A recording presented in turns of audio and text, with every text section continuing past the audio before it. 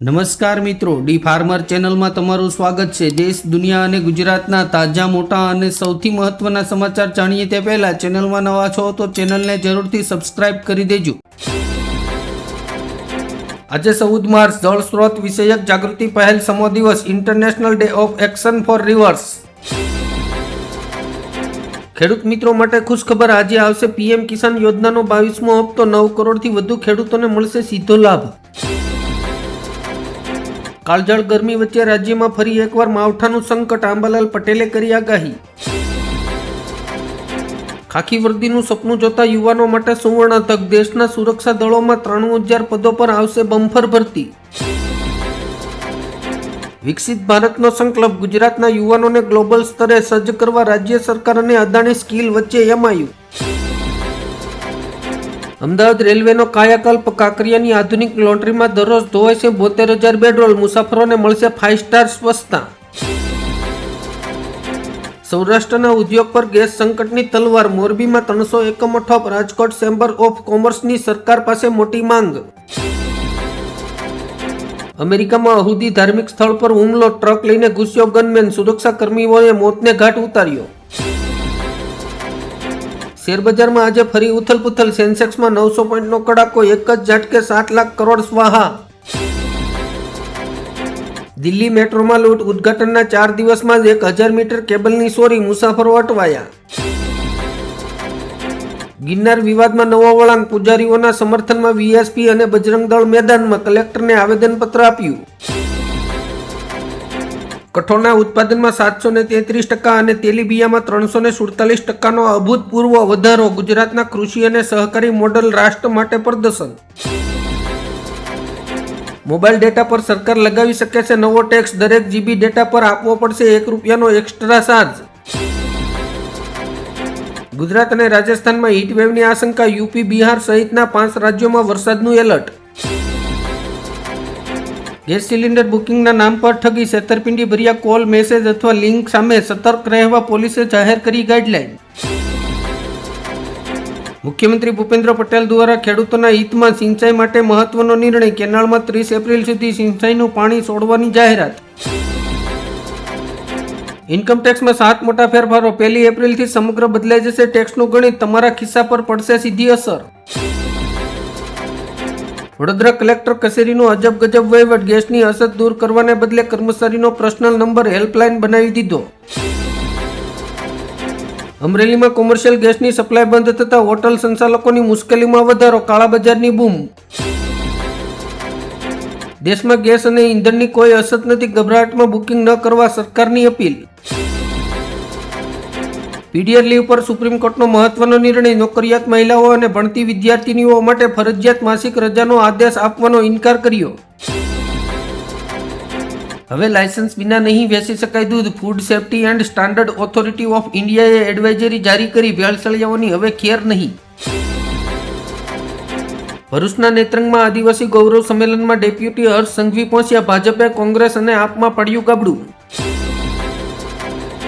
ઘેટ વિસ્તારના વિકાસ માટે મહત્વનો નિર્ણય, વર્ષો જૂની સમસ્યાનો આવશે અંત, જૂનાગઢ, પોરબંદર અને દ્વારકાને થશે ફાયદો।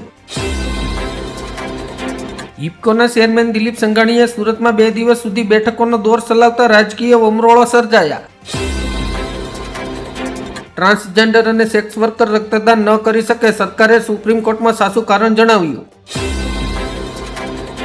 ઈરાને ઓઇલના મામલે તેલ કાઢ્યું, યુદ્ધ જોર પકડશે તો પાકિસ્તાન અને અફઘાનિસ્તાનને દૂધના ફાફા પડશે।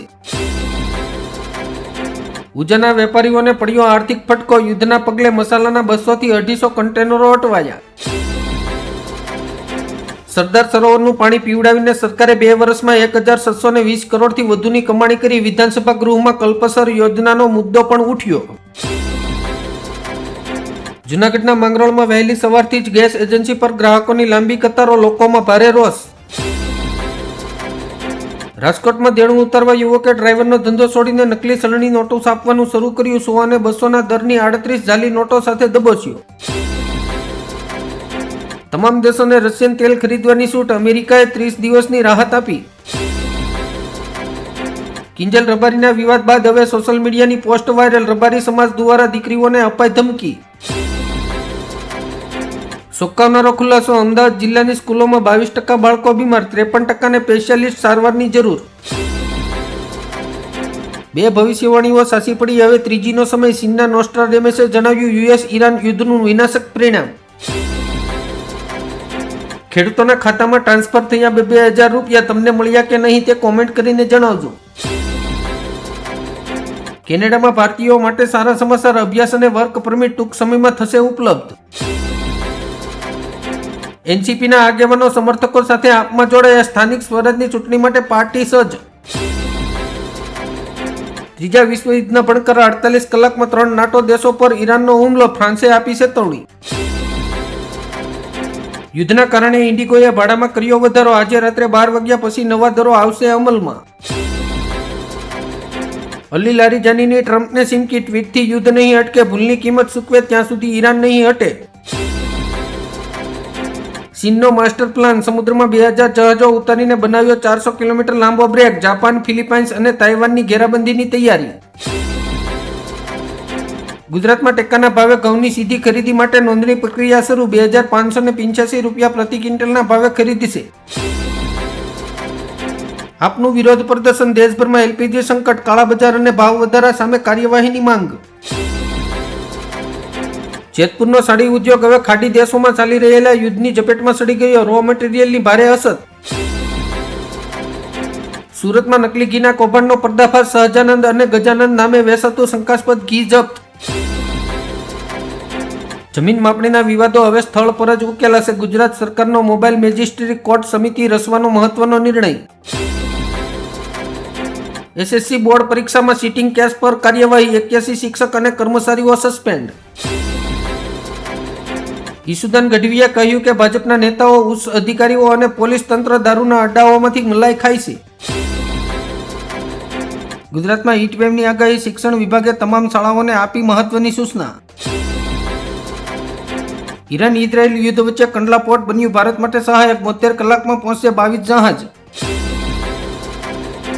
રાજ્યમાં પીએનજી અને પેટ્રોલિયમ ઉત્પાદનોની સમીક્ષા. સીએમ ભૂપેન્દ્ર પટેલે ગેસ વિતરણ નેટવર્ક અંગે લીધા મહત્વના નિર્ણયો.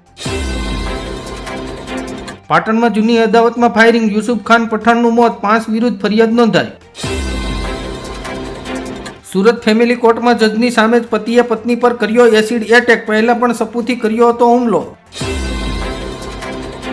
ગૂગલ મેપ સંપૂર્ણપણે બદલાઈ ગયું. હવે 3D વ્યૂ અને એઆઈની તાકાતથી મળશે એકદમ સચોટ રસ્તો. ફિશે ભારતના જીડીપી ગ્રોથનો અંદાજ વધારીને 7.5 કર્યો. ક્રૂડમાં $70 ટાર્ગેટ. નેશનલ હાઈવે પર મુસાફરી મોંઘી થશે. 1 એપ્રિલથી વાર્ષિક પાસની ફીમાં વધારો થયો.